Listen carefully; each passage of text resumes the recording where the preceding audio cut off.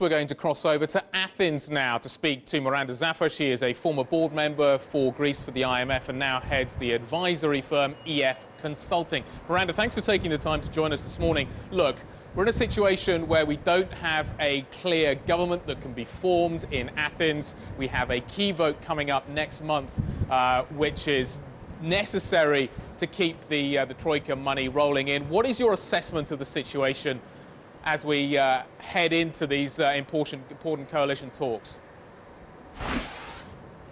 The Greek political scene has become considerably more fragmented, with 3 new parties in parliament, 2 far right and 1 left wing, all of which reject austerity measures and want to either renegotiate or abrogate the EU IMF rescue package.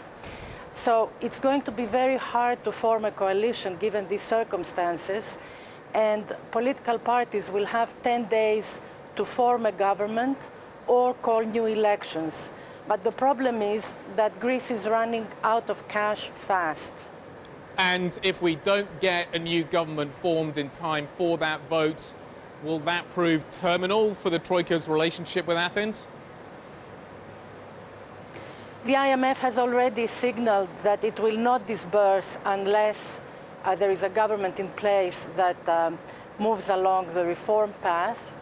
The EU, if it disburses, it will disburse into an escrow account that is earmarked for debt service payments.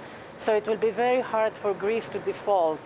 If the cash runs out, then what will not get paid is wages and pensions. So that will be a wake-up call for Greek politicians. Yeah, certainly a wake-up call. I think that's probably underestimating the situation. Are we talking about a Greek exit at that situation from the Eurozone? Hopefully not. I mean, it all depends on how patient Greece's official creditors are willing to be. There are 3 important steps that the government has to take whenever it is formed. They have to come up with 11 billion in spending cuts over the next 2 years. They have to agree on the terms on which the banks will be recapitalized following the debt exchange last March. And they have to come up with a revenue-neutral tax reform.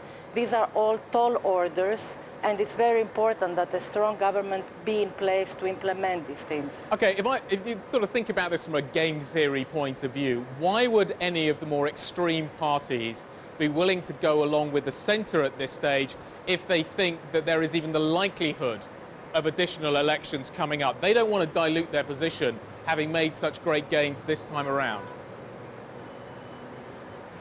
The parties of the left have already turned down calls for a broad coalition, and that does not leave very many possibilities. The 2 large parties that have governed Greece for the past 40 years or so do not have enough votes to form a stable government.